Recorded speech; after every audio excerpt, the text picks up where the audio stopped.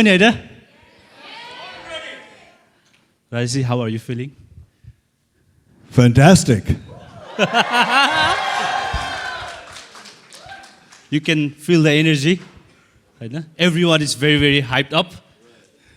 Hold not, everybody wants to come on stage. So without further delay, so Hazur, how was your Europe tour? Recently, tomorrow you are going back. So it's almost time to. I mean, like the other day I was telling him, your future becomes present and in no time the present becomes past. So this is how my trip has been, when I first landed in UK, I thought of 8th October, meeting you guys and being in this program is way out there in the future. And now that future has become present. And very soon this will be past. So that's what life is all about. And my trip to UK and Europe for the last 5 weeks has been exactly that. It was in the future, most of the programs, then it happened, and now it's gone. And what we do is we carry memories and experiences, and that kind of enriches us. So that's how my trip has been, in a nutshell. So in तपाईको यति धेरै appointments meetingहरु भएको हुन्छ, why did you agree to be on the stage, the room full of energetic people who wants to learn? Well, first of all, I'm an actor, so I do believe that most of you have been introduced to me or known me through my work. And as an actor, like most of your audience, they meet you indirectly. अप्रत्यक्ष रूपमा हाम्रो भेटघाट हुन्छ नि तपाईहरुले मलाई इन्टरनेटमा देख्नुहुन्छ सिनेमामा देख्नुहुन्छ but we rarely get to meet each other directly like this. So to meeting directly, to interact, to be at the same place at the same time, and to sort of like exchange experiences is a great opportunity. It's not only for you, but it's for me as well, because I take this as an opportunity, because I don't get to meet my audience, the people who know me as a public figure directly. So whenever I get this opportunity to meet directly, I do want to interact and carry a nice memory of our experiences together. So that is the most important thing. So whenever I get an opportunity to meet people, irrespective of their background, where they're from, because the kind of people that I meet are from various strata of life, various age group, various region in Nepal, whether it be from east, west, or Himal, or Tarai. And they have all the time, most of the times that I've spent with them has been quite an experience and a learning process. They get excited by seeing me, and I get doubly excited by seeing them. So you guys are probably pleased to see me, but I must tell you that I'm 3 times more pleased to see you. So this is a great experience for me. Thank you very much. By the way, guys, so मैले मात्रै गर्दा or teamले मात्रै गर्दा he's not here, because all of our effort we managed to bring him on stage. So let's give us a round of applause to each of us. So Rajji, हजुरको first film 1989 युगदेखि युगसम्म in your uncle movie मा. So के कुराले गर्दा चाहिँ push गर्यो हजुरलाई to do your first debut? के कुराले भने I think especially when you're starting off in life, when you're young, you got to listen to your heart. What I mean by listening to your heart is you got to find out what you're really passionate about. Because the young chandakeri, there will be so much of expectations from different quarters of life. Your parents will have certain expectations of you. The society will probably dictate you to be this or that. This is the right thing to do. This is the in thing to do. This is what the future is. And all that kind of thing. You're bombarded with all that kind of information. But rather than being affected by the external sources, sometimes you do need to listen to your heart and to find out what is it that you actually want to do. Where does your passion lie? Where does your forte lie? What kind of things that you are, that given a chance, you will be able to do good. And that's what led me to be an actor. And the reason why I'm saying this was, when I started off 33, 34 years ago in Nepali film, by the way, I'm only 25, okay, so you go home and do your maths. So I've been in the industry 34 years, and when I first joined 34 years ago, we were hardly making any films, There was no career to speak of in a film line in Nepal. We're making maybe about one film in 2 years or two films in 3 years. And this was not a very secure line. But then I thought, I was young. And the reason why I went against the tide, against the current, was I thought I was young and I must give some time to my passion. Not forever, but I should give some time because, the situation should not be in my life where I reached to a certain point and I said, this is what I really wanted to do it, but I didn't do it because I was influenced by so many other external factors. So I don't want to be, regretting, in a regretful situation down the line in life. So I said, let me just try it out, what I'm really passionate for. I know it's not really a happening thing in our country. The evidence is there is no presidents in front of me who have become successful in films, or there's no presidents in front of me where an actor had a long career in films. But then I said, okay, this is the passion that I have. If I don't have any examples in front of me, who knows? I might be the trendsetter. I might be an example myself down the road,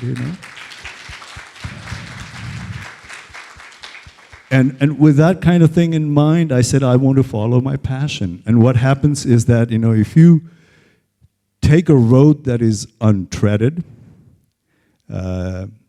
what really happens is either you might get lost or you might get to a destination where nobody else has gotten, because that is the road untreaded.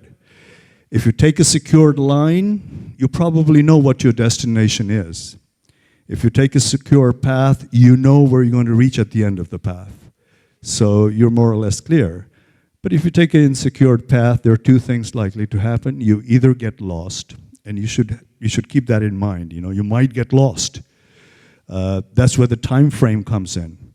That's where plan B comes in. You got to be ready with plan B and time frame, because if you're taking a road that is uncertain, that hasn't been tried, there has been no examples in front of you, there are chances that you might get lost and you may have to make a U-turn. And when you make a U-turn, then you have to opt for your plan B. And then later in life, at least you'll be able to say that, I really tried, I gave my best to the thing that I was passionate for, but it didn't work out. At least you know that. That's a consolation prize. So that's how I treaded the untreaded path. I went along. So what really that taught me was, if you have a real strong will, there is a way. There is definitely a way. So the will has to be strong. And that's how I carried on, 16 to 18 hours continuously for good 20 plus years. 20 plus years. And mind you, Anilji, in films, unlike in banking, we don't have weekends. There's no Saturdays or Sundays. You can't say that, okay, wait for the weekends and then we'll have fun. Once you're contracted for a film, you're working all the time. Matter of fact, you're working through the festivals as well. And that went on for 22 years. And now when I look back, I said, how did I get all that energy from? How did I manage? And then I realized it's the youth, like you guys. When you're young, don't shy away from hard work. Because later on, even if you want to, you will not be able to do it. Even if I want to right now, I'm not in a position where I should be doing it, but even if I want to, I will not be able to put in 16 to 18 hours for the next 10 years. But I'm absolutely glad I did it when I had youth and the energy on my side. So this is what probably the young people can take away from my life, is that while you're young, while you have energy, don't complain too much. Whatever you have in hand, whatever field you have chosen, it does not matter. What field you have chosen really does not matter, because I have met people who have succeeded in all kinds of odd fields. And the reason why they have succeeded is that they had that extra energy, will, enthusiasm, dedication, and focus. Two people have started in the same field, and one has lagged behind, and the other has absolutely moved forward to the pinnacle of the field, whichever they have chosen. And what has one person, and how has one person become average and another person has really, really succeeded in a similar field, is purely because of that, the personality of the other person. How much energy he put in, what kind of dedication he had, what kind of consistency he had, what kind of pride he took in what he was doing. And most of all, he probably was not, or she probably was not, taking baby steps at a time and had lots of patience. So as a young person, don't be too impatient. And don't be shy of whatever field you have chosen. It could be a great field, which is considered by the society. It could be an average field. But no matter what kind of field you choose, if you give in your best, you can excel. You can be successful. Doesn't matter. I mean, in this trip in Europe and in UK, I have met people from so many different backgrounds, and they have chosen very diverse fields, very unconventional field, Somebody have started off as dishwasher in a restaurant. Another person has become was a coffee server. Another person came into this country with a big question mark of not knowing what to do, not knowing language, not knowing the culture. And over the years, in a very short period of time, from 12, 15, 16 years, that person in whatever field they have chosen have become so successful. I met a person who came in and was a barista server, a coffee server in an ordinary coffee shop. And now he has best-selling books on coffee arts. And he goes around the world giving talk on how to make coffees. And he's become a celebrity. And he has done all this in the last 13 years. He was zero in the language. He had absolutely no idea of the culture here, had very difficulty assimilating. But what he said was that I have that energy and the enthusiasm and always wanting to learn, always wanting to make myself better on an everyday basis, just to be on my toes all the time. If I'm a coffee maker, I want to be the best coffee maker. I want to give an all. I want to be exceptional. And that's what exactly he has become in a very short period of time. In 13 years, he has several coffee shops around the world. He has, I think, 3 best-selling books on coffee art. He goes around the world from Shanghai to Europe just talking about coffee. And when he met me, what he said? He said, I didn't know I would get into this position just by making coffee. He said, coffee बनाएर पनि तपाईसँग भेट हुँदो रहेछ. तपाईँ आउनु हुँदो रहेछ मसँग इन्टरभ्यु गर्न भनेर भन्नुभयो. And he's got so much of accolades in this room. And there are other people who have started off as a dishwasher that I've met in Europe, who are owners of excellent restaurants, several restaurants, matter of fact. I know Nepali people. I've met a Nepali person who started off very, very humbly, and now he is one of the best. It has several very nice Italian cuisine restaurant in Lisbon, and the Italians had a doubt whether he could be the right person to represent their cuisine, because he was not Italian, he was from Nepal. And they actually tested him many times. And he stood strong on the test. And now, over the period, what has happened is that Italian government has actually acknowledged him as one of the best guys in Italian cuisine. And he comes from a very humble background. He started off as a dishwasher in Germany. And now he's in Lisbon, over like in 30 plus years, and doing that. I have met a lady here. Again, she has also been here only 13 years. And it was a similar case. She had very little knowledge of the language. She had very difficulty assimilating in the culture. But over the 13 years, she has a better British accent than a British person, I think. Speaks so fluent English. And has managed to establish a company for herself of sanitary. This is not a sanitary pad, but it's a sanitary underwear. Very fashionable thing. And all this, she has done it just in the last 13 years. So this is what happens. It does not matter what kind of field you choose, you know, as long as you take pride in what you're doing. I knew that I can act. I can do things in front of the camera. But what was I looking for? I was looking for an opportunity. And I told myself, if I get an opportunity, I can do great in this. I have the confidence. So I was looking for an opportunity. So when I got the opportunity for my first film, no matter how insecure that field was in our country, no matter how bleak the future was, at least I was given a chance. And I said, okay, let me just grab this chance and give it my best. Forget about what's going to happen tomorrow. Forget about if no one offers me a film. It does not matter. Let me not think about, oh, how my future is going to be. Everybody is discouraging me to be in this line. So I didn't dwell on all that. I just said, okay, I have an opportunity in this project. So I want to give in my best. And I did give in my best. And then eventually what happened? The doors opened. And once the door opens, you don't take that for granted. Never take anything for granted.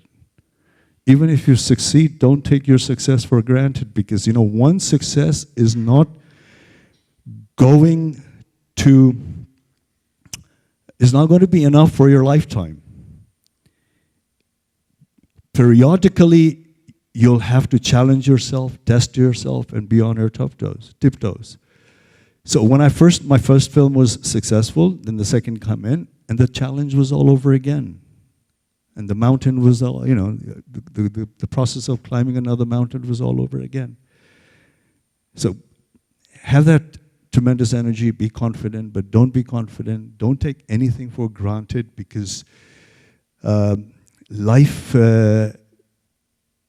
is, you will only be able to take it to the other point if you consistently put in all you have throughout your career. Consistently. There's no such thing as easy sailing. Just because, there's one thing that you want to get. Once you get that one thing, it does not mean that, oh, now my life is going to be easy. No way. You'll have several sets of challenges all over again. You'll have to take them all over again. And then every time you climb a mountain and climb down, there will be another mountain to climb. And that's how life goes on. So life, I don't want to be pessimistic, but life is not going to be easy. Nobody said that life is going to be bed of roses.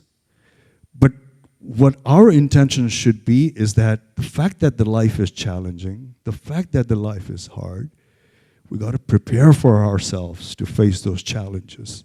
The whole idea is how to strengthen yourself to face the challenges of life, the obstacles of life. Never think that there will be shortcuts. Never think that life, don't be entitled and say that life should be easy, comfortable, happy all the time. No. It's nice when life becomes comfortable, but that's not it. These are the periodical comforts that you get, when life becomes nice, when you have certain happiness in life. But that is not something that's going to sustain for you for your entire life. For your entire life, you should always strengthen yourself and be ready for challenges. And that's what we always intend to do. As a young person, you say, life is challenged, there's a lot of obstacles, and I got to be prepared. I got to make myself strong. My last film was super hit, so this will also be like easy sailing, I'm so used to giving hits, so this is going to be another chicken feed. No.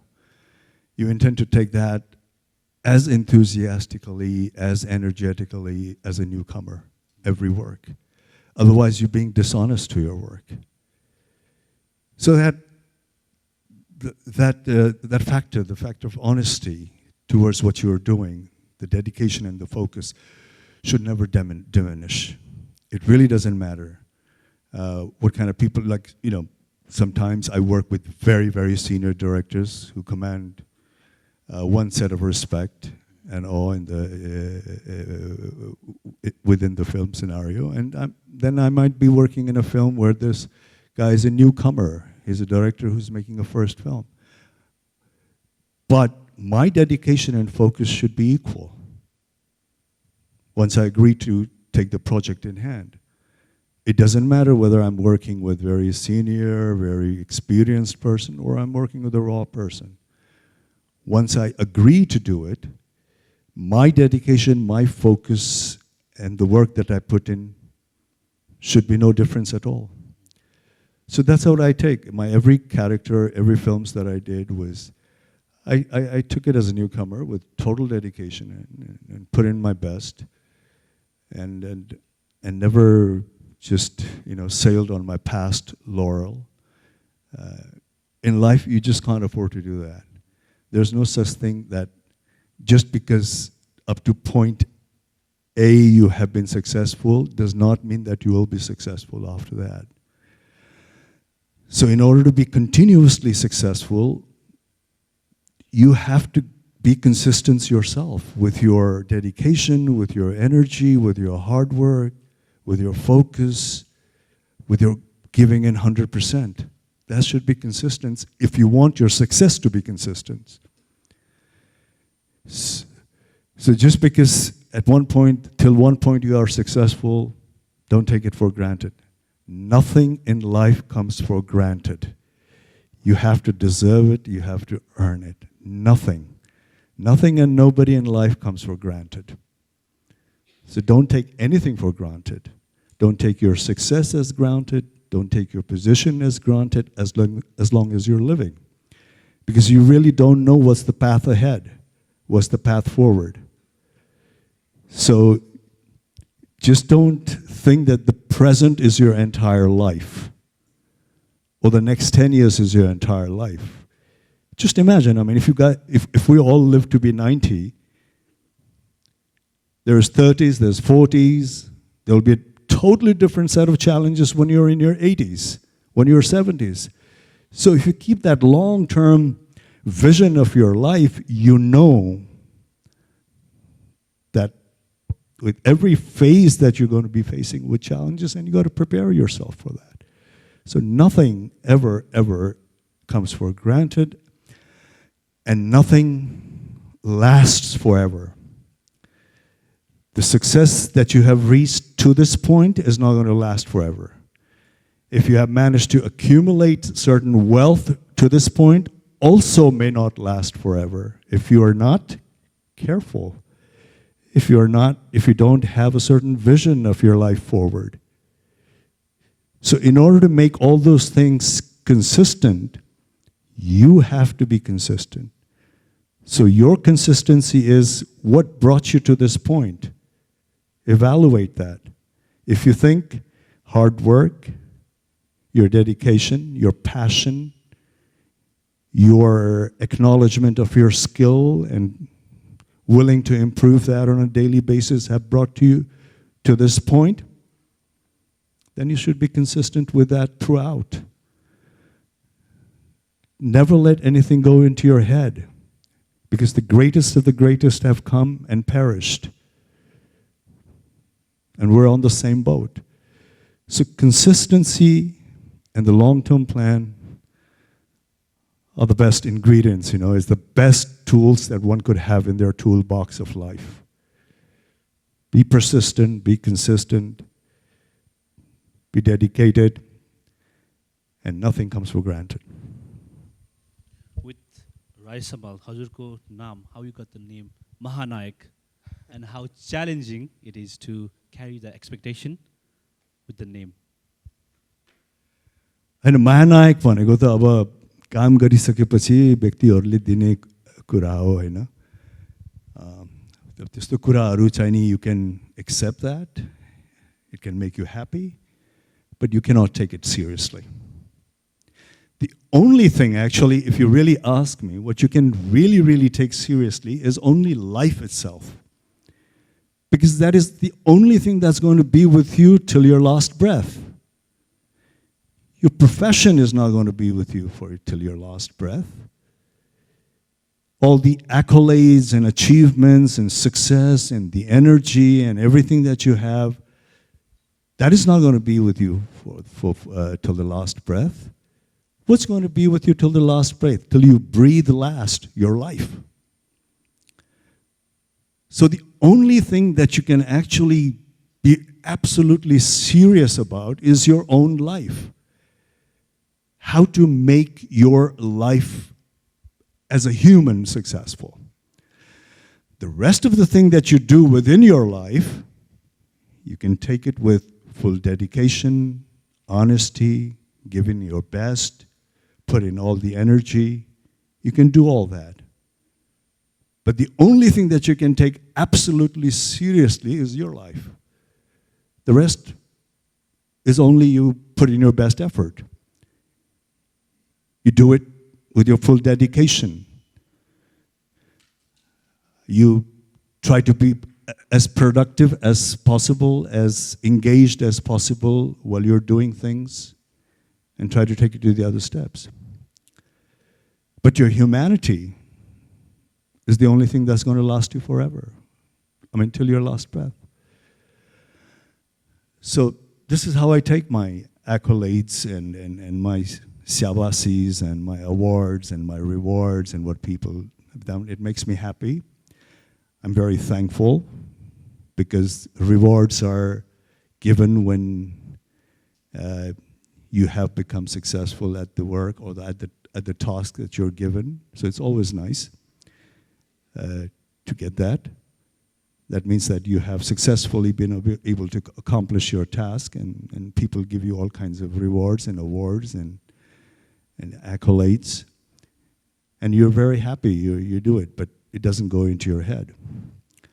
I mean, even if I'm called a superstar or Mahanayak or whatever, I know in my heart that I am an actor. And that's the work I do. That is what I connect myself, if I connect myself with my profession. The rest it's nice. You're thankful, but you can't take it seriously. You can't go and argue and discuss about that. It's not worth it. I mean, if you go and defend and argue and discuss about that, then it's not worth it. Then it's not yours. Maybe you're not entitled. Maybe you don't deserve it. If you truly deserve it, you don't need to discuss about that. You don't need to argue about that. If you put yourself in a position where you actually need to defend your achievement, to defend your success, maybe you got to look at yourself all over again. Maybe you're not as successful as you think. Maybe you're not as, you haven't achieved as much as you think you have. If you're at a point where you need to discuss about that, where you need to defend that. So that's the case with me. When people ask me this, all right. But what I bank on and what I firmly stand upon is what I just said. In the last 34 years, was I able to move the wall As I grew, was my field growing? Were the people that I was catering to or giving my service to, were they happy? Were they satisfied? I mean, you can't satisfy everyone, but the majority. Were they happy? Were they satisfied? That's where you get your sense of achievement from. The rest is great, but you can't be attached to it. You can't be attached to something that other people just bestow upon you. You can't be attached to that, because what some people give you, they can always snatch it away from you. What you can really rely upon is your own sense of achievement. Whether you yourself are satisfied with the journey or not. You ask that question yourself. No matter what you do in life, are you satisfied? Whatever role you take up in life, whether profession or family, or whatever. As a profession, as a mother, as a father, as a daughter, as a son, as a friend. Because there will be plenty of people who will criticize, and no matter what role you are in, no matter what kind of role you're doing in life, there will always be people who will criticize you, who will try to put you down. But you can't go after them. What you got to do is you got to look inside. Whether you have done it sincerely or not, whatever role you're in, as a profession, as a family member, as whatever you are, have you done it with your utmost sincerity? Are you satisfied yourself? And if you are, then you have a good life. Then you have a joyful life. Because if you constantly rely on other people's validation, then you're giving away your strength. And today's, I think, younger generation are suffering from it, because with all this social network and everything going on here, is something that makes us, like we're what is social network? I mean, we're constantly looking for other people's validation. What are likes and comments? It's the validation of the people. Will other people think I'm beautiful? Will other people think that my life is enjoyable? Will other people think, what are they, how will they respond? Are they responding? How many likes I've got? What kind of comments I have? So you're doing something, and then what happens? What you're doing becomes irrelevant to yourself. Because people do things for their own satisfaction and enjoyment, but that is sort of like, that's depleting. That's fading away. Now what we have done is we're constantly looking for validation.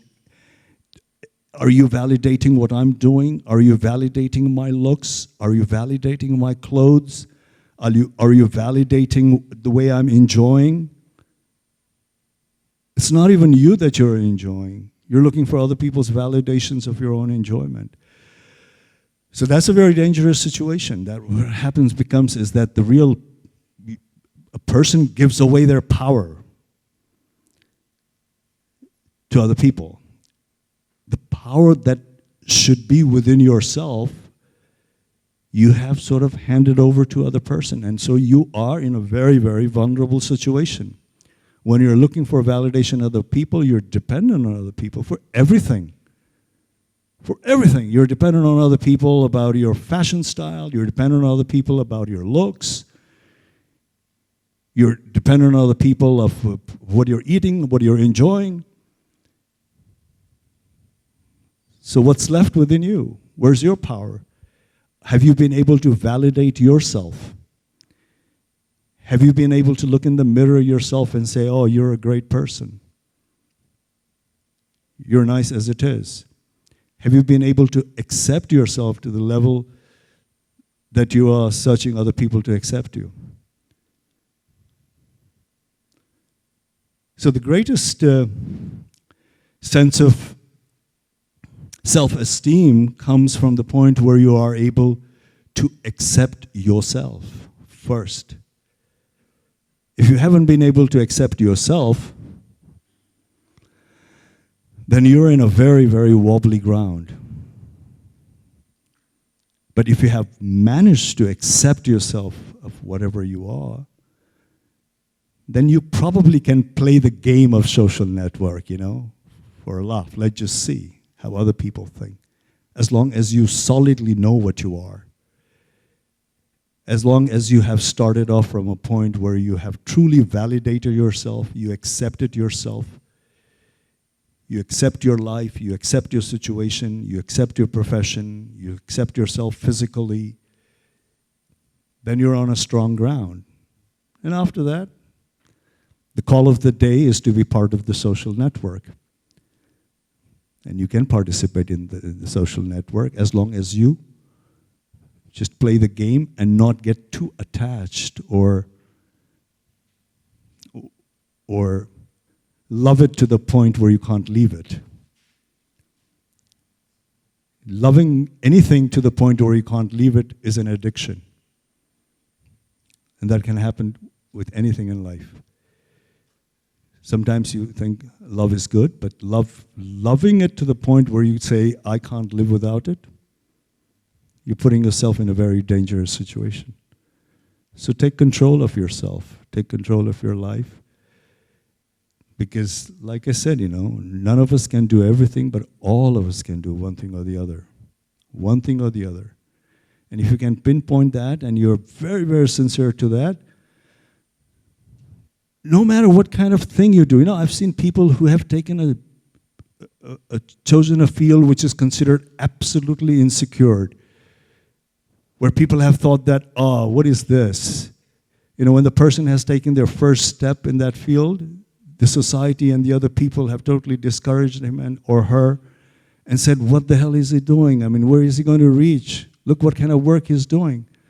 But if that person has put in his 100%, give a dedication, energy, and also knows for the fact that what other people think I can do, I can never do as well as the thing that I'm doing right now, no matter how humble it is, no matter how small it is. But if he's given his best to it, I'm sure he'll be best at it, and he can take that to another level. It doesn't matter whether you're working in trash or you're working in Wall Street or you're a banker, you're a humble cleaner or whatever. But if you give in your 100% and you know that you're going to improve yourself in whatever you're doing on a daily basis, as long as you have that zeal to, to improve yourself on a daily basis, that you got to have. There is no way for lazy people, for sure. And there is no way for people who are complacent. यो भइहाल्यो अब चलिरहेछ परिवार चलिरहेछ ठीक चलिरहेछ भन्यो भने चलिरहने अवस्थामै हुन्छ. That might be fine with someone. But if you think that you want to take whatever you are doing to the next level, then you got to have a certain amount of farsightedness, the zeal, the energy to give in your best. And inside of your heart, you should know that no matter what people say, I know this is the thing that I can do best. Cooking is the best thing that I can do. And he'll be a world-famous chef. Cleaning is the best thing that I can do in life. I know that. He'll probably have several cleaning companies in 20 years' time. Driving is the best thing that I can do. This is the skill I can have. He'll probably have, I don't know, a car company or a rental company or whatever in the next 20, 25 years. Or for yourself. He started out his life as an army personnel. And then the idea struck. And when the idea struck, he probably thought that, oh, this is my calling. You got to recognize your calling, for sure. You got to be alert for that. There's no way, there's no shortcut for laziness, there's no shortcut for not being alert. that is not excusable. But if you have the enthusiasm and you were alert and you recognize the calling that you have, you recognize something that have instigated within yourself, and then you say, okay, I'm going to follow this path and give it my best. He's probably an example of that because he started his career as an army man, army personnel, right? And then 5 years down the line, he says, oh, I have a different calling. I need to put in my best, which you probably are doing it. I need to put in all my energy. And the greatest advantage is that he has time. You know, I always tell whenever I'm speaking to a group of young people, what I tell them is that, you know, we all have one kind of wealth or the other. The young people are very wealthy in time. Other people who are wealthy but reached a certain age, they have no wealth of time. So the young people have this wealth. That's a tremendous wealth, time. But just like the rich person is evaluated on how he uses his wealth, how he expands his wealth, how he invests his wealth, the young people are evaluated on how young people use their wealth, which is time. How are you going to invest your time? How are you going to utilize your time? Because if you don't, just like the wealthiest person's wealth can vanish in no time, the youth's time can vanish in no time. And you'll be left with nothing. You've missed the bus. And once you miss the bus, you should be prepared for a long trek, which is not going to be easy. Then you can't complain. So this is what I always tell about youth. You know, if I look back, most people who have reached a certain age, when they look back and ask them, what do you regret the most, is probably, I think, 90% of the people who have reached a certain age and they say, what do I really regret in life most is, maybe I didn't utilize my time 100% the way I should. Even I would say that.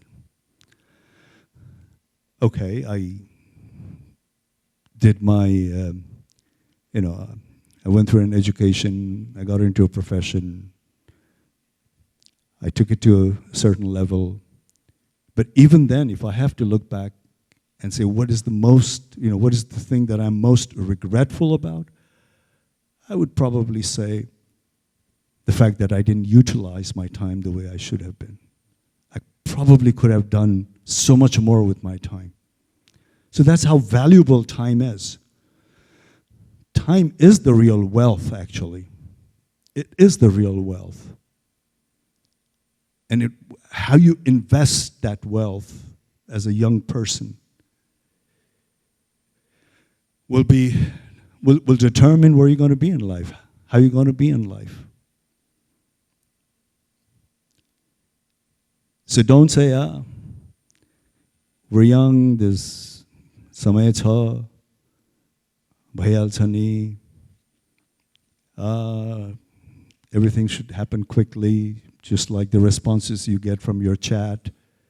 It has to come back instantly. You know, nothing in life comes instantly, nothing. Be prepared for hard work, be prepared for putting in time. Everything becomes incremental.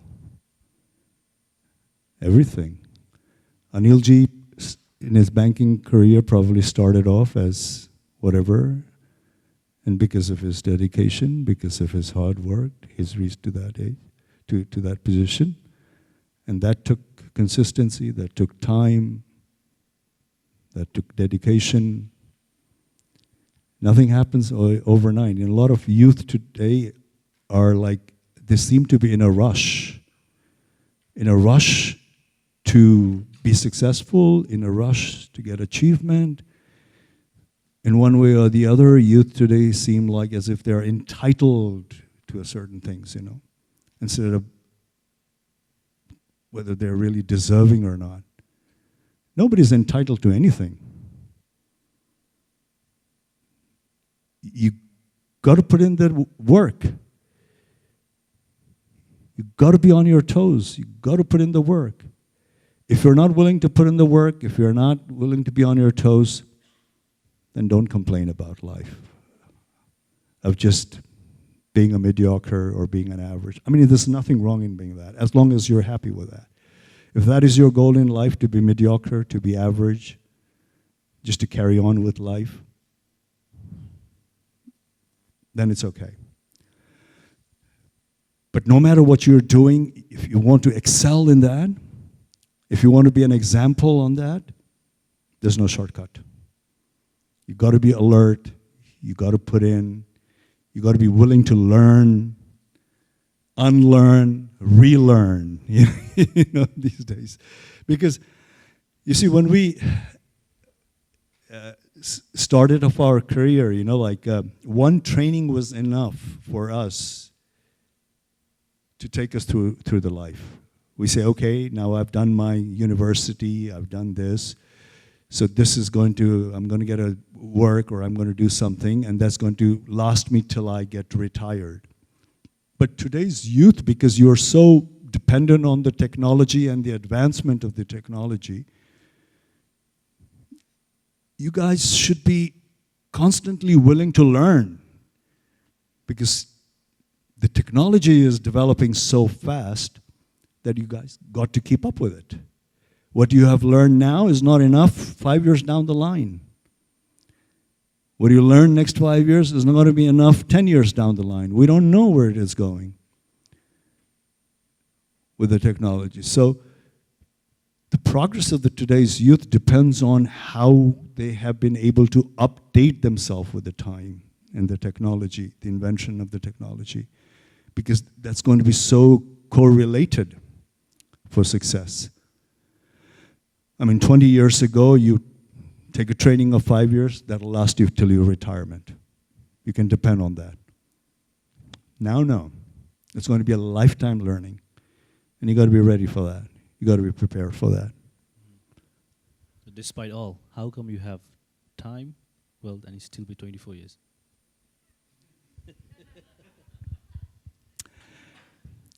You know, what you feed in your mind is what it directs you. You know, like the reason why I'm saying is I'm always 24 is that I don't want to feed any other number in my mind. I want to tell my mind that I want to be 24. So direct me as a 24-year-old. Give me that energy. Give me that. You know, and that kind of sort of works, because it's just like your mobile. You know, if you start constantly writing a same letter, the same word, and after a certain period of time, even if you type one letter, the word comes in. And the same thing with your mind. If you're constantly feeding your mind saying, I'm old, I'm this age, I've lost my youth, you know, I don't have youth any longer in my sight, then your mind sort of like starts taking control of that and directs you accordingly. But if you feed your mind with saying, I'm energetic, I'm all right, 25 is the number I relate to, then my mind says, okay, you know. And sometimes, you know, someone, when they actually, like when I'm showing my passport or something and they actually tell me my real age, I don't relate to that. I said, is that my uncle's age, or? Because I've never fed that number in my head. But then that's life, you know. Life is, you try to, the reason why you do all this sort of thing is you try to be, as long as life lasts, your sole intention is to be relevant. You want to be relevant as long as your life lasts, you know. You want to be productive, you want to be relevant. Because deep down you know, time takes its toll, age takes its toll, you have a certain tenure or certain lifespan. That's a fact of life that you know. But while you're here, while you're breathing, while you're still living, what is your intention? You want to be relevant. You want to be productive as long as it takes. And it is for that, we intend to say, it sounds so cliche, but that is the only mantra, like we say, be positive, be positive. It sounds very cliche. But the fact of life is that is the only mantra in life. You got to be positive because, like, if you become negative, if you want to complain, there will be plethora of situation which will give you a reason to complain, be negative, because life is such. Life is designed that way. But as long as we live, our purpose, our intention should be to ignore that. To not pay any attention to that and pay attention to what's the good thing of life? What's the positive thing about life? What is the best thing that I can do while I'm still living, breathing, and being healthy? Because no matter in what point in life you are in whatever situation you are in right now,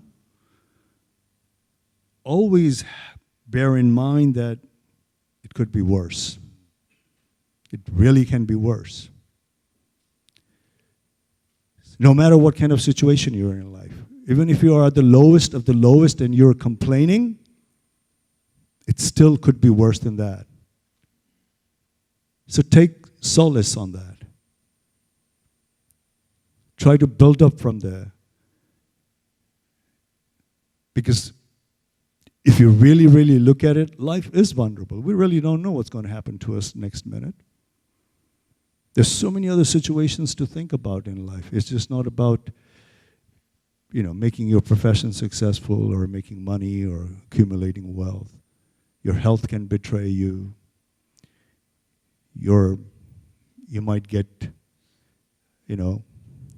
loss of a dear and near ones. All that kind of challenges are there in life. But what you intend to do is you don't want to concentrate too much on that. And you want to think, you always want to put, your attention to the bright side. So the focus is always on the bright side. And wherever the focus is, that's where things get fertile. Wherever the focus is, wherever the light is, that is the area that gets fertile. So you should be very careful on where you shine your light. The positive aspect, the great aspects of life, or the bad. And wherever you shine your light is the area which is going to get more fertile. If you're constantly in the habit of, brightening the life area where you have reasons to complain, the negativity and all that, that's going to be more fertile. And the other aspects are going to be ignored. It's just like the rain. Which area gets more water? The area where there's more water is the area where things grow. The area where there is more sunshine is the thing that grow. The area that is depleted of sunshine or rain are the ones that isn't growing. So in life, focus on where do you want to water, where do you want to put your light, because that is the area which is going to prosper. So, most people take you as a role model. जब तपाईको बेला, who you used to look up to?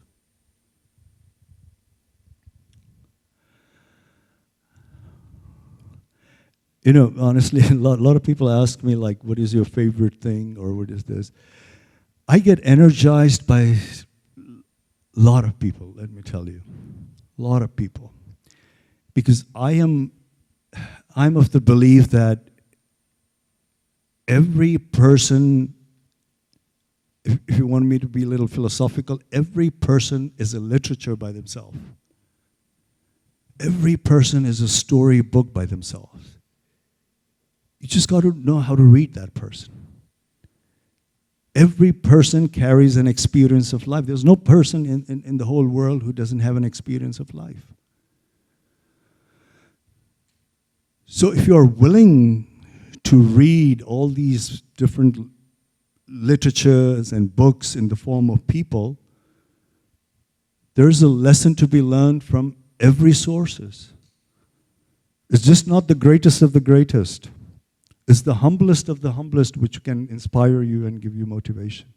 Matter of fact, the reason why I cannot say that this is my role model is that I have been inspired much more and motivated much more by the very, what we know as humble people, by their story, by their experiences. That has motivated me so much more than the stories of what we take as successful people. Of course, there are successful people who have taken themselves from point A to point B, and that's the greatest energizer. That's the greatest experience to learn from. You know, I really admire people who are, and I've met so many in UK. Matter of fact, while I was waiting at the waiting room, I was talking to a person. I'm not going to say his name, but I was talking to a person. I spoke to him for 10 minutes. In a gist, he told me his lifespan. And I was so motivated. And the reason I was motivated was that when a person is born in a totally different circumstance and situation, and then ends up in a circumstance and a situation that he has never dreamed of or thought of, is a great life. That is a well-lived life. That is a fantastic life. As opposed to if you are born with a silver spoon and you die with a silver spoon, that's a boring life. It just means that the person has not been able to do anything with his life. You're born in a silver spoon, you go in a silver spoon, there's nothing to learn from that. And the other way around is, if you're born in a humble situation and you're complacent about it and you're fine with it and you die in a humble situation, there's not much to be inspired by that. But the true inspiration and motivation of life is that when a person is born in a situation and under circumstances, and then is able to take his life after a certain period of time to a situation and circumstances that he had not even imagined himself or dreamt of. It's just that he went on doing it and the doors opened for him. And the pathways were created for him and he grabbed the opportunity as it came. He didn't even know that those opportunity existed when he was in initial point. But what has happened is that as the door opens, he grabbed that opportunity. He made best use of it. He said, oh, this is more that I can do. Another door opens. Oh, there's another thing I can do. And that is the greatest life. So the most motivating life for me is that when a person takes their life from one situation and then ends up in another situation in the course of their life. That is the most interesting life, most motivating and inspiring life for me. And this is what I meant. Like, I mean, even this tour that I have done, you know, like, I've been, like, Anilji's parents, my father was also a diplomat. So I've been coming and going. The first time I came to England was actually, this is an interesting story. The first time I came to England was when I was 9 years old, Anil. And the reason of my visit to the UK when I was 9 years old was my grandfather. My grandfather at the time, when I was 9, my grandfather was early 80s.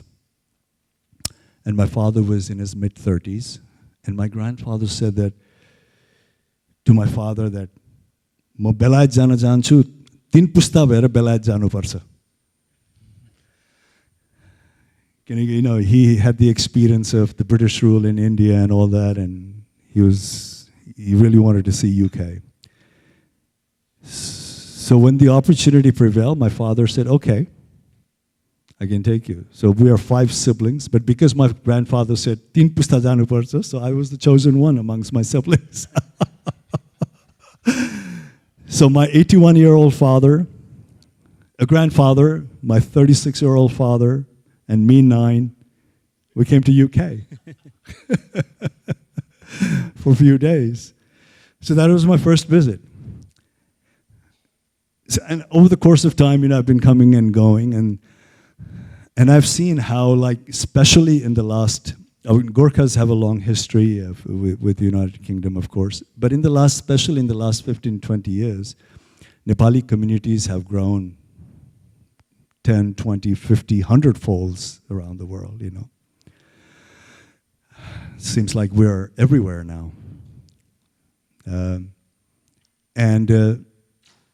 And most of us have come abroad in the last 15, 20, 25 years, at least 95% of us. And what has happened is the Nepali diaspora around the world are relatively a new diaspora. 98% of the Nepalis who are living abroad, whether it be in Europe, UK, Australia, New Zealand, America, wherever, Japan, are first-generation Nepalis. And that is one of the reasons why we're making so much of hue and cry about all the people are migrating outside, because this is such a recent phenomenon for us, This has only happened in 15, 20 years. I mean, if you look at the South Asian countries, they've been migrating for generation ago. The Indians have been here for like 10 generations at least, 7 generations, 5 generations. Pakistanis have been here for 4, 5, 6, 7 generations. And the other countries as well. But the Nepali diaspora around the world, 98%, I would say, are still first generation.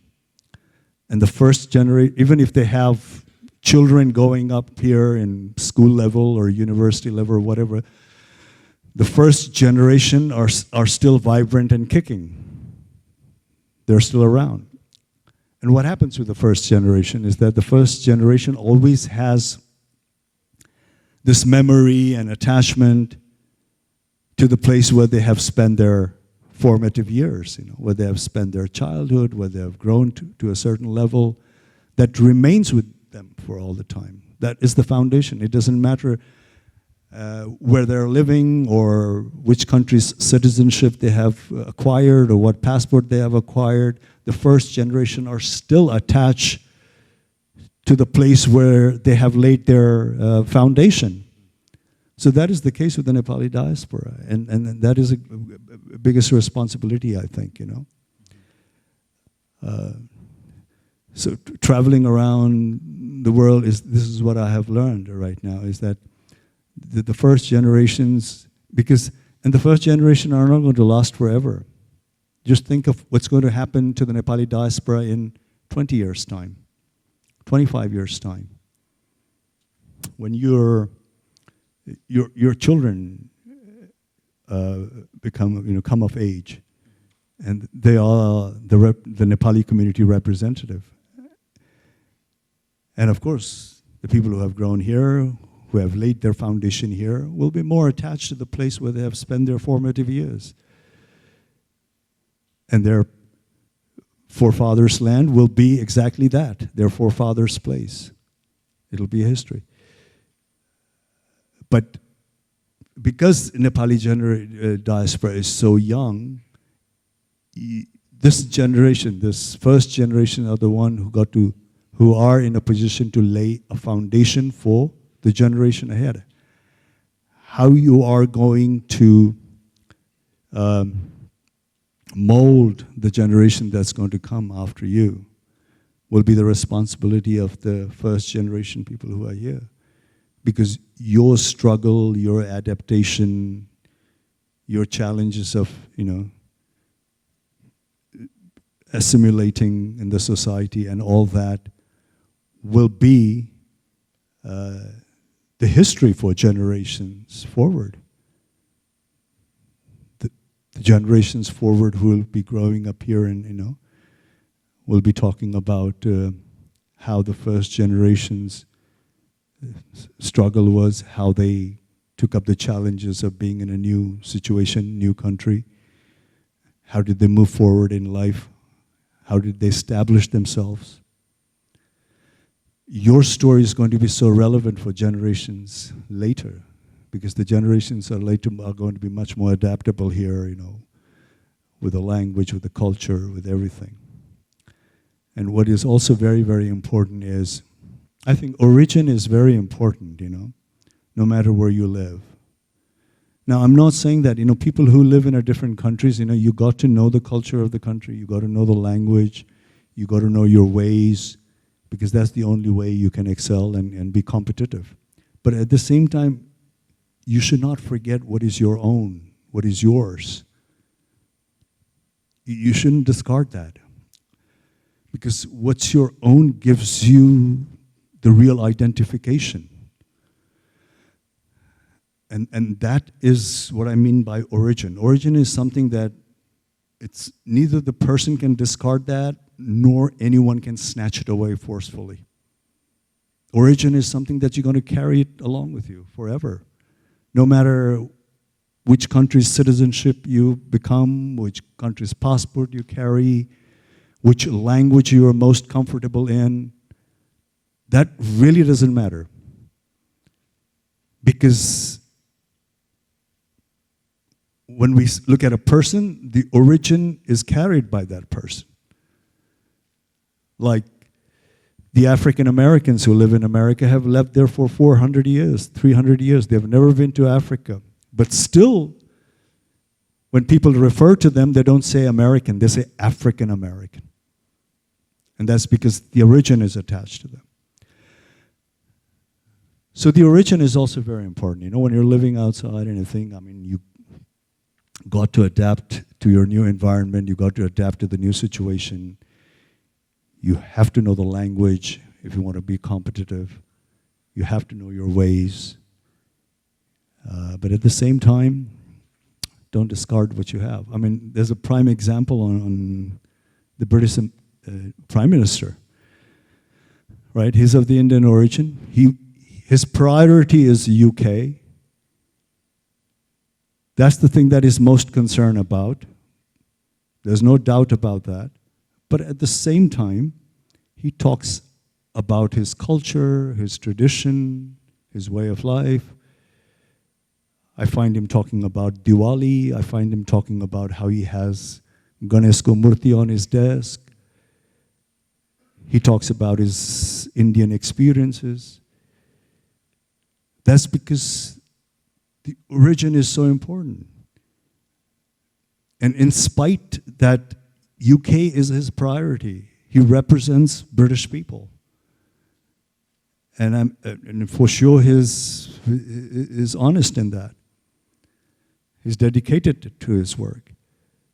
But at the same time, he takes pride in his origin. So this is, I think, the responsibility of the first generations like yourself who have come up here and have tried to make up your life and everything. And your story will be told by generation later on. So it's just a responsibility on your shoulder, man. Learning from you. So this is something I've found during my studies and research on you. Please correct me if I'm wrong. So your 3 biggest mistakes. Number 1 is not communicating properly with your father. Number 2 is not pursuing the film industry studies. And number 3 is not planning your life consciously. Can you please elaborate on this topic?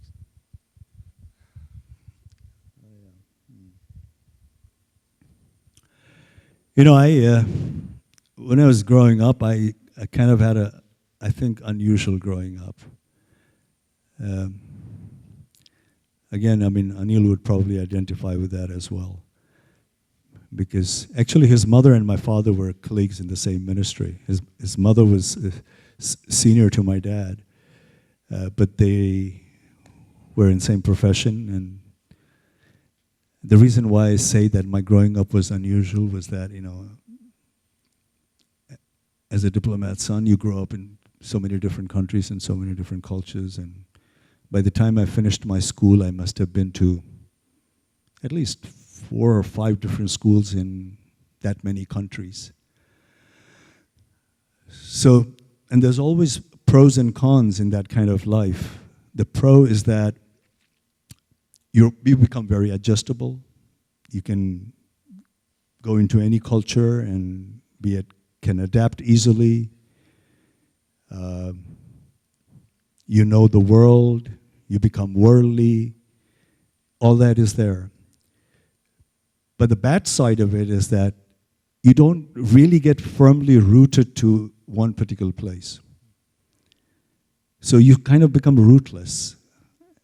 And then it becomes a little bit of identification problem and thinking that, okay, I am so comfortable with this culture, that culture, that culture. I'm comfortable with this language, that language, that.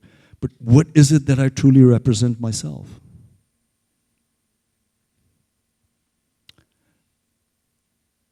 So that kind of confusion arises. So as a child, I had that kind of confusion. My father gave me the greatest and the greatest of the opportunity. He gave me really nice education. Therefore, he probably had certain expectations of me. And when I finished my education, and one fine day I tell him that, you know what, I want to be an actor. It was nothing that, it's not that he didn't have any respect for art or cinema or things like that. It's just that he thought that that is not something that a young person should be doing in Nepal. With the kind of upbringing that he gave me and the opportunity that he gave me and the expectations that he had, he just said that, what are you going to do? Why do you want to be an actor in Nepal when there is no such thing as a film scenario in Nepal, It's not going to be a career. There's no, at that point, there are no people who have spent 30 years, 40 years, 20 years in that line. And we don't have a tradition of making films like we do right now at that time. We were making film, but very sporadically. We're making maybe one film in 2 years. And मान्छेहरु Nepali film भनेर हेर्न जान्थ्यो.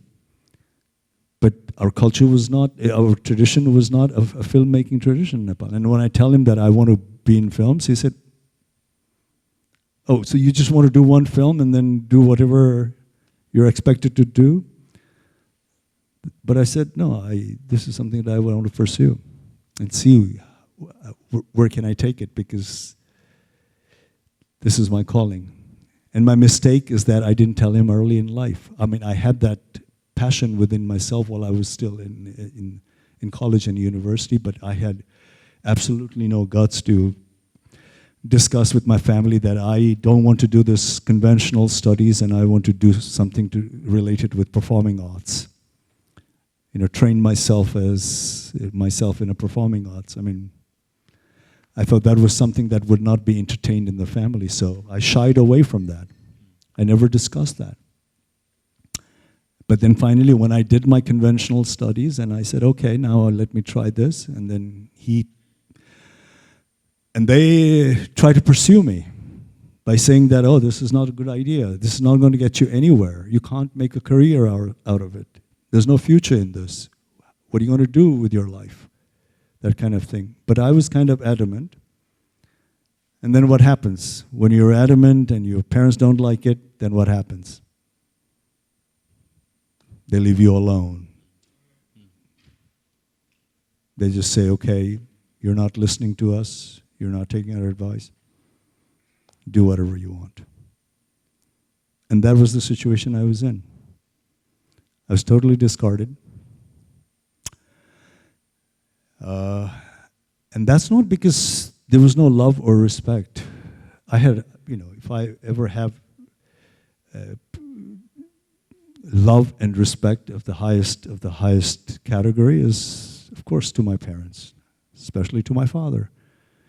I have high regards for him. I respect him deeply. I think I still consider him to be my motivating factor. But at that point in life, our ways were different. I mean, he didn't see my way, and I didn't want to follow his way. So I was discarded, and my family had nothing to do with me, and I was solo. That's why I say I became a one-man army. And when I look back, it's not a very easy situation to be in a situation like that. It's not an easy thing to be in a situation like that. Because, you know, no matter what you do in life, if you have a support system, that's a tremendous asset to have support system, you know, within your immediate people. Because your support system will be responsible for uplifting you when you're down and celebrating your success. That's what your support system does. If they really, really support you, and if you don't succeed, the rest will probably ridicule you, but your support system will say, no, you can still do it. There's nothing wrong. They give you energy. So I was bereft of this support system, totally. And now when I look back, it's probably my mistake as well. I just said, okay, I'll do what I want to do. And over the years, we came to a situation where we absolutely did not communicate it at all. And that is the situation which I think that, you know, no one should be in. Because no matter how much difference because after all, I mean, he loved me as his son, and I had a great respect for him. So nobody should be in that situation. You know, no matter how much of conflict or misunderstanding you have within your family, as long as you have this lovable, respectful undercurrent situation, don't stop communicating, you know. Even if you're angry, communicate angrily. But communicate. In my situation, what happened was we're absolutely silent. And then when I did my first film, my family member were totally unaware. They didn't even, unaware in a sense that they just were not interested of what I was doing. When I was working on my first film, when I went for shooting, when I was doing this, my family members were just uninterested. There was no questions about how is it going, how is your day, what is this, what's happening, how much of work is done. Matter of fact, when my first film got released and it was premiered, none of my family members were there. They didn't even know my project was finished. It was premiered. They were not interested. So I went there alone. But I think, you know, if you communicate, things can be rectified. Things can be done. And the saddest part was, while we're in that situation, my father was appointed as a Nepali ambassador to Pakistan, and he got transferred. And he went to Pakistan without even saying goodbye to me. But deep down, what I was, my little bit of farsightedness was, after all, especially I say my father because my mother was kind of neutral. My father, I thought that, you know, after all, he probably just wants to see me successful in whatever I'm doing. And the reason why he's not happy with the movie scenario is because he doesn't see any future of that, especially in Nepal. So I thought that if I am able to make something out of what I'm doing, if he comes to see that I'm climbing steps, I'm broadening my horizon, then things will fall in place. That was my intention. That was my thing, you know, like, because the mutual love and respect is there. So I thought, you know, but what happened was, when he went to Pakistan without even saying goodbye to me, within a month of being there, he passed away. and his dead body was flown, and we never expected that he would pass away at that age. He was only 56. And I don't know if you know Anil, he had a very dramatic death. He had gone to the Pakistani president to pay his credential, and on the way back to the embassy, he had difficulty breathing in the car, and that's where he passed away at the age of 56. I never thought we would lose him at the age of 56. So this is what I mean by don't take anything for granted, you know. Act on the present, act on the situation. Don't postpone or delay things, you know. I mean, I think my mistake was I thought if it's not happy with what I'm doing, if I make something out of what I'm doing, after all, your parents just wants to see you successful, making a career out of it. And if I'm able to do that, I thought things will fall in place, and I delayed on that. But this is what I meant by saying life is unpredictable. You can't take anything for granted. And that's what has taught me. And this is something that I don't want to see anyone in a situation. You know, as long as you are in the family, I think there should be some mode of expressing things and communicating and saying. So that was the situation. But luckily, it worked for me, you know. I'm so happy it worked for me.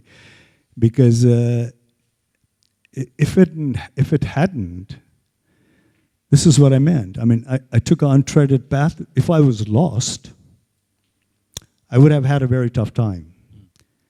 If I had lost, then I would have probably have to find the way again all by myself, because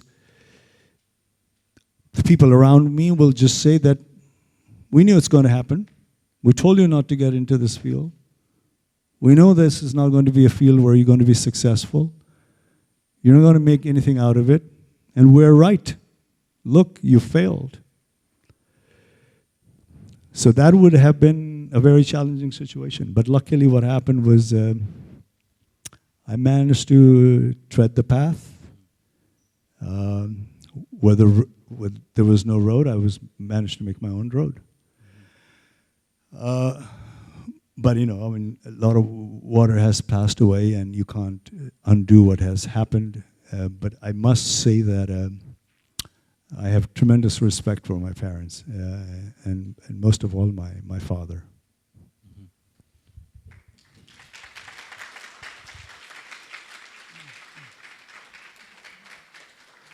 So when you heard the sad news, त्यो बेला तपाईलाई, did you ever ask yourself, maybe I should follow him now? Or what pushed you even more?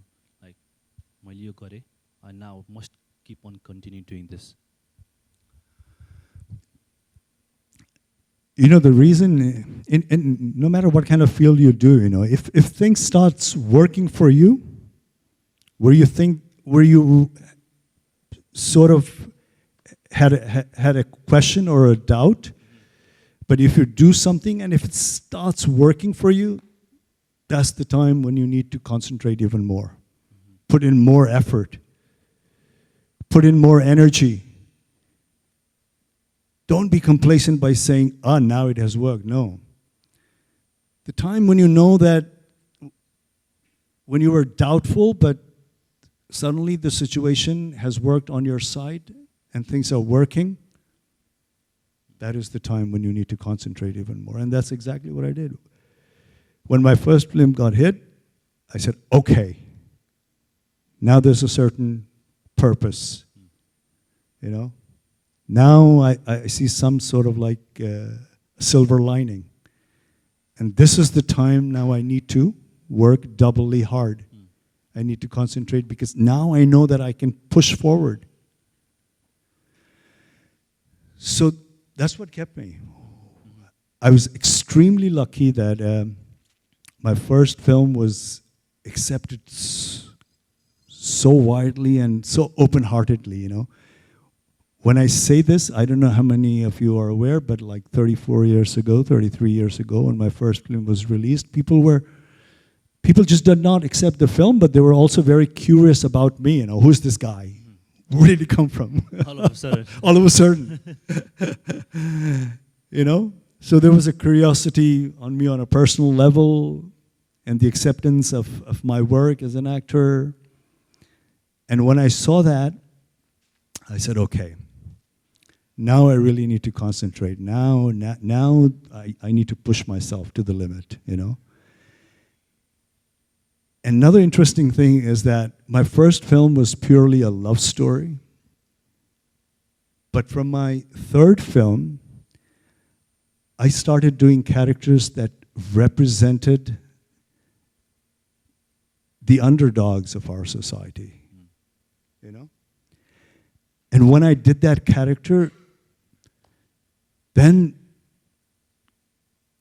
my road ahead was so well defined. I said, when I portrayed a role of a general Nepali person who's going through challenges of life, especially in a young situation, the audience, the young people, saw themselves in my character.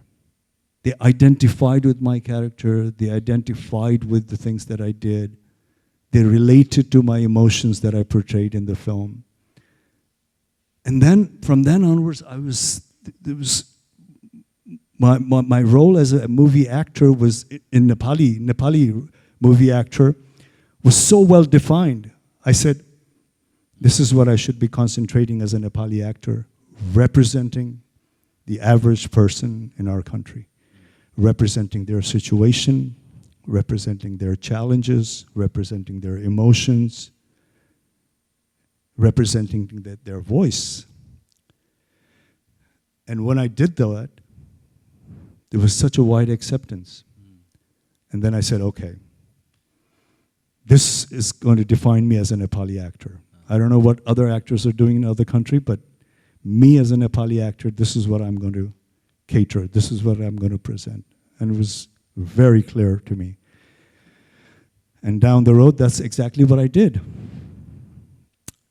And when I did that, of course, in a dramatized way, of course. I mean, our films are always melodramatic, there's exaggeration. But in spite of that, the core things that I presented was so identifiable with the general mass of the Nepali people that they took it to their heart. I worked very passionately, but they watched my film with double passion, you know? It was just not watching a film. It was the involvement. And the reason is that, 34 years ago, at least good 10, 15 years of my film career, the cinema viewing culture was, different from what it is now. Because in order to view a cinema, in order to view a moving picture, the audience actually had to be in the movie theater. So that was a great experience by itself, just to be in the movie theater watching movies. Unlike now, where you have movies in your hand and in your pockets, and you can watch it anytime and anything, and it's not a novelty anymore. Those days it was a novelty to go and watch a film. Just watching a film was a celebration of life kind of thing. And when they went and saw something that they identified with and they were so passionate about and related so much, they gave in their heart and they watched it with their heart. And when I saw that, the responsibility was even more. I couldn't let them down. And this is what I mean by saying that art has connected me with my own people. And I'm so thankful to the art for giving this opportunity to be connected with the people, with their emotions, with their way of life. Now I hear stories like when I'm traveling these days or when I go to a gathering like this, I always, the most interesting thing is that I hear one anecdote or the other about how they viewed my films, and that really energizes me. I mean, people are now in different age. They probably have different interests. Some of them may not even be following films so much. But if they are of a certain age, they do have, at one point in their life while in Nepal, the experience of how they went to watch my film, what kind of feelings they got while they watched, how did they go to watch, how did they get the tickets, how did they manage to get the money to buy the tickets, how did they manage to get to the theater, and what went within them by seeing the characters that I was portraying. And that really energizes me. Because when I first started in film for the first 10, 15 years, I was making film, but I was not meeting people directly like this. Now in Nepal, I meet, I go everywhere, I meet all the people, and now they come up with this story. Rajesh da, तपाईको film हेर्दा ticket काट्दा यहाँ छाला गइरहेको छ यहाँ मैले बुवाको पैसा चोरेर गएर तपाईको फिल्म हेरेको थिएँ यसरी भने यहाँ म फलानो गाउँमा थिएँ फिल्म हेर्न जानलाई 2 घण्टा हिँडेर गएर फिल्म हेरेको थिएँ भन्नुहुन्छ. So all these kind of stories, and now I know why I have this long-lasting career is because of that kind of dedications from my audience.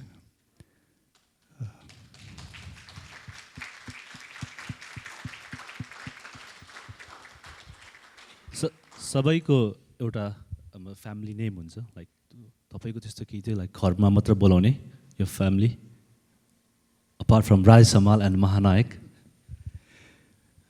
I have a hotmail, and my hotmail channel is dugu@hotmail.com. So if you guys want to respond, you can respond. And Dugu is the name my father used to call me when I was a kid. Dugu. Dhugu. Dugu. Dugu. He used to call me Dugu, Dugu, Dugu. Is there any meaning, Dugu? Kei karan? Just a lovable thing, affectionate thing that he called me. So actually my family members, they either call me Raju or Dugu, it's never Rajesh. Rajesh is officially my name, but within the family members and my relations, they know me as Raju, and especially my father, who called me Dugu. So, yeah, and the reason why he called me Dugu was, I told him how our relationship got better when I was in my 18, 19. But before that, it was the other way around. My father was so affectionate with me. So affectionate. Like I used to, till I was in my first year of college, when I went back home, early in the morning, before I actually got up, I must have been 15, 16, but before I actually got up early in the morning, he used to come and spend a few hours in the bed with me. That's how close we were. So later on, when we got apart, it was, I can see, because he was so close, he probably had higher expectations. I probably thought I disappointed him. All right. So before we go, quick wrap up. What advice do you have for all people in the room? No advice, just suggestions. Like I said, time is important. Use your time. And don't be afraid of starting anything humbly. As long as you know that this is what I want to do, as long as you're confident about it. You got to pinpoint. This is something that no one can teach you. Your teachers can't teach you, your parents can't teach you, no matter how much of self-help book you read or motivational things that you watch, nothing can help you. And that is, you should be able to pinpoint what is it that you are good at? What is it that you can actually do? Close your ears and eyes to other people's expectation, including your parents, your teachers, everyone. But if you manage to find the things that you think that this is something that I really can do well, you got to have a certain confidence that you can. You're given an opportunity, you can do it. You got to have that. That much of work, you have to do it. If you can't, then of course, you'll be average in life. So listen to yourself as well. Don't disregard other people's suggestions and expectations. Don't disregard them right away. But listen to yourself, because we are, like I said, we all can do one thing. We're all unique, you know. We're all unique by our own way. So the only person who can understand that uniqueness is yourself. So try to understand, what is it that you can do well if given an opportunity? What is it? And if you are able to pinpoint that, then give in your 100%. Go with it vehemently, desperately. And when you are taking your first step, doubtfully, like I said, but if you have managed to get even a minuscule success in the thing that you're doubtful, then be willing to work, 10 times, 20 times harder, because there is that. You've seen the light in the tunnel. Making it that humble step, turning it to something, is the time when you need to hammer the iron even harder. So pinpoint that, Nobody can, like I said, life is not easy. That much of work, you have to do it if you want to be extraordinary. You got to know what is your forte. What is it that is your unique selling point? Don't compare yourself to the other. Don't try to, be motivated, inspired, but that should not be your benchmark. Your benchmark is your own capacity. That is the only tool you have, your own capacity, and we all have different capacities. So recognize that capacity, recognize that skill, recognize that talent, and try to make best of it. Best of it. Because no matter, how motivated or energized we become, we're all not going to be, successful to the point where the society thinks it's actually successful. No, none of us are going to be there. But at least each of us can give our best and make the best use of the situation you've given in and the skill and talents that you have. We're not going to be dealt with similar cards.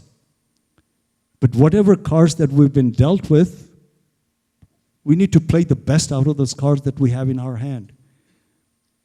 We cannot be comparing the cards that we have in our hand with the cards that somebody else's has.